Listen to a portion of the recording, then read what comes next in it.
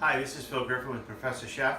My wife has me doing another video for you guys, so let's take at it. We're going to be doing beef tenderloin, and we're going to actually show you how to cook it with a sous vide method. So we're going to be having quite a bit into this application.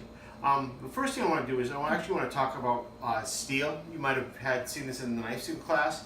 The steel is used by a butcher to true up the edge of the knife. So before I cut, I like to turn around and put the steel on my blade to sharpen the edge of the blade, or to straighten the edge of the blade. So now I just straighten the edge of my butcher's knife. I want to straighten the edge of my fillet knife or boning knife. Up and down a couple times. You want to use the thickness of the tip of your finger for the angle. This fillet knife is, I keep on calling it fillet knife, but boning knife is very flexible. It's one of the harder knives I went to buy, but it's very useful because I can fillet and butcher with it.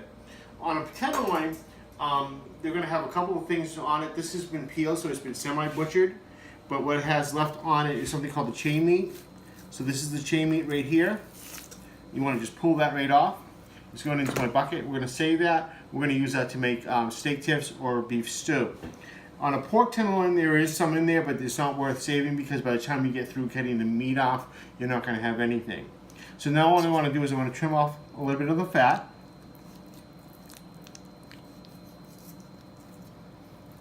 And flip it over. I'm going to take some of the fat off of here.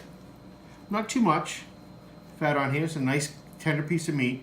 Tenderloin gets its name because it's actually on the underside of the back of the cow.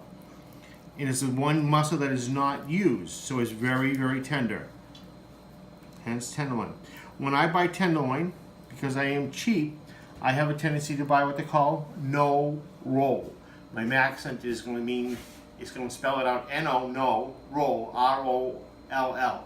What it means is that when they go to inspect the meat, they inspect it to make sure it's wholesome, but you can actually inspect it to be graded.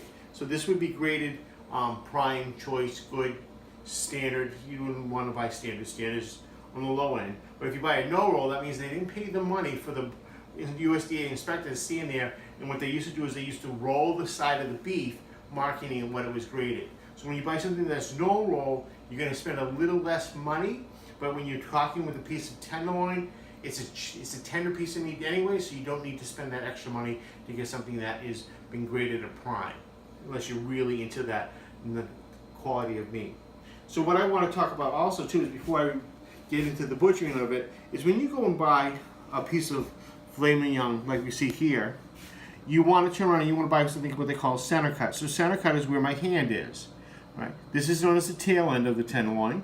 If you have a butcher that's not too reputable, he'll cut this and he'll smoosh it down and he'll make a fillet out of it. Right here is known as the butt end of the tenderloin. So you can see this is an extra piece of meat here. What they can do here is they can trim this all up, cut it, and then they wrap a piece of bacon around it. Right? And you have a butt end piece of tenderloin. It's still good meat, but if you're paying premium price for the butcher, you want that center cut. So what we're going to do now is we're going to remove the silver skin. The silver skin is this shiny piece of what the people consider fat, but it's actually known as silver skin. As you can see, if I scrape some of this away, nice and shiny. So that has to be removed, because if it doesn't get removed, it's going to be chewy, chewy, chewy. The way I remove it is I take my tip of my knife, I go up underneath, go all the way through, make sure my knife is at an angle, and then I bring it all the way to the end. I hold this up, and then I just take my knife and I run it along. Now, if I was at Johnson & Wales, or some chefs were probably going to be yelling at me that I'm wasting a little bit of meat. Yes, I am wasting a little bit of meat, but it's not enough for me to worry about, because I can turn around and I can scrape this off, and I've actually got it done a lot faster than what would happen if we were doing it the more standardized method. And the more standardized method is you take and you cut a little piece right here like this, get a hold of it, and then you pull the silver skin. You can see there's a little bit less meat on there, but for me to do that, I'm going to be here a lot longer. And if anybody who knows me knows that I'm cheap and I'm lazy, so what? Cheapness is going to lose out on this one, and laziness is taking over. So now I'm going to take the rest of the silver skin off.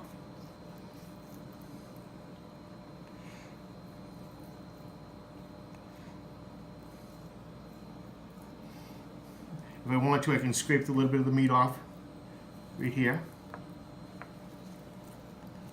And I can use that in my stew if I want to.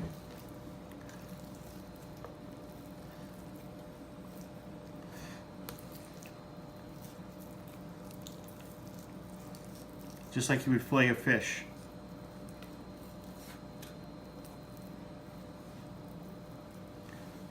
This all goes in the trash.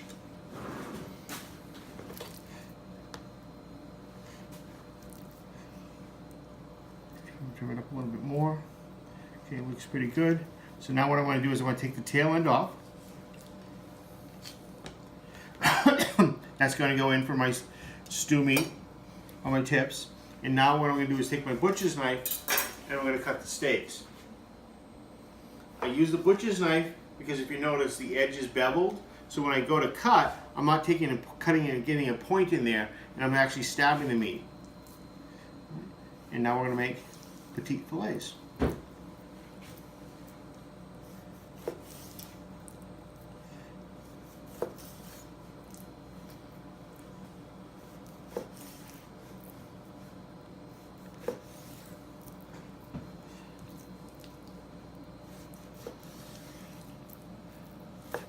I'm going to trim this up a little bit more, and I'll use that for stew, and I will get some fillet out of that piece. So we get fillets over here. I've already done one.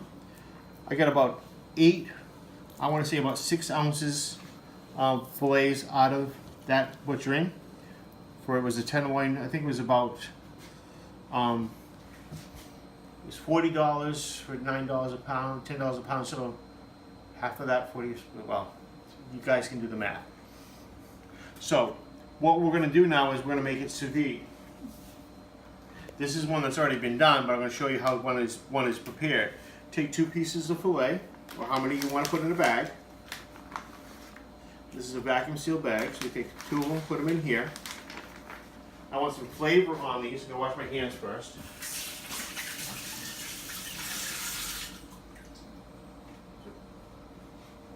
Into that, I'm going to add a little bit of roasted garlic powder. Just a little bit. A little bit on the other side. I'm going to remove this board for a second, guys.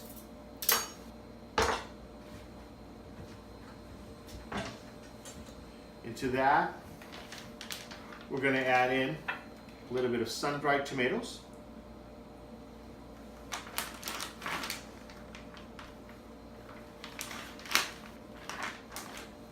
And a little bit of the oil from the sun-dried tomatoes. What we like to do is we like to buy sun-dried tomatoes that are freeze-dried, and then we reconstitute them in olive oil ourselves. So now I got the sun-dried tomatoes and the olive oil in here. We're going to vacuum seal this up, and when it's vacuum sealed up, it is now ready to be cooked sous vide. So sous vide cooking is you take your meat, whatever you want to cook, in a vacuum sealed bag. This is the sous vide cooker over here. The temperature is set for 125, so I got about a little bit more time to go up there. I turn around and put this into the water. The water is set at 125 because I want it to be cooked at medium rare. The time to cook this to medium rare is about 1 hour. Now the best thing about sous vide cooking is I could cook it 1 hour, I could cook it 8 hours, I could cook it 4 hours. It will never go past 125. Because it's set at 125, it stops the cooking process. So when this is done, this piece of filet will be cooked perfect medium rare from the inside all the way out. The only thing you have to do to this afterwards is you take and put it on a pan, take a pan, heat it up, pan sear it, take a little bit of the leftover marinade, throw it in there, throw in a little bit of red wine, you have a sauce, you're ready to go. And that's sous vide cooking. You know, if you don't want to eat it right away, what you can do with sous vide cooking is you can take it out, cool it down, stick it in the refrigerator, and this can last almost up to 2 weeks before you go to eat it because it's vacuum sealed and you've cooked it and it's going to preserve the meat. So that's a great way to take care of your meats. And that's it.